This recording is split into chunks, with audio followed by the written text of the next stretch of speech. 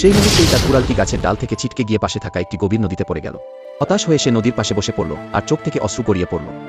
রহমান যখন খুবই অসহায় অনুভব করছিল, ঠিক তখনই নদীর পানির মধ্যে থেকে একটা অদ্ভুত ঝলমলে আলো ফুটে উঠল। রহমান অবাক হয়ে দেখে সেই আলোর মধ্য থেকে ধীরে ধীরে একজন পরী বেরিয়ে আসছে। কাঠুরিয়া, তুমি কেন কাঁদছো? রহমান বিস্মিত হয়ে বলল, আমি একজন সাধারণ কাঠুরিয়া। আজ আমার কুড়ালটি নদীতে পড়ে গেছে, আর সেটাই ছিল আমার জীবিকা নির্বাহের একমাত্র উপকরণ। এখন আমি কিভাবে কাজ করব? পরীটি চিন্তা করো না, আমি তোমার কুড়ালটি খুঁজে দেব। কথা বলে পরীটি নদীতে ডুব দিল। কিছুক্ষণ পর পরীটি আবার নদী থেকে উঠে এল। তার হাতে ছিল একটি ঝলমলে স্বর্ণের কুড়াল। এই কুড়ালটি কি তোমার? রহমান, এই কুড়ালটি আমার নয়। আমার কুড়ালটি ছিল লোহার তৈরি। সে নদীতে ডুব দিল। কিছুক্ষণ পর সে আবার উঠে এল। এবার তার হাতে ছিল একটি রূপার কুড়াল। পরীটি আবারও জিজ্ঞাসা করল, এই কুড়ালটি কি তোমার? সে বলল, না, এই কুড়ালটিও আমার নয়। আমার কুড়ালটি খুব সাধারণ, লোহার তৈরি। পরী এবার তৃতীয়বারের মতো নদীতে ডুব দিল। কিছুক্ষণ পর সে যখন উঠল, তখন তার হাতে ছিল রহমানের পুরনো সাধারণ লোহার কুড়াল। হ্যাঁ, এটাই আমার কুড়াল। পরী তখন রহমানের দিকে তাকিয়ে হাসল এবং বলল,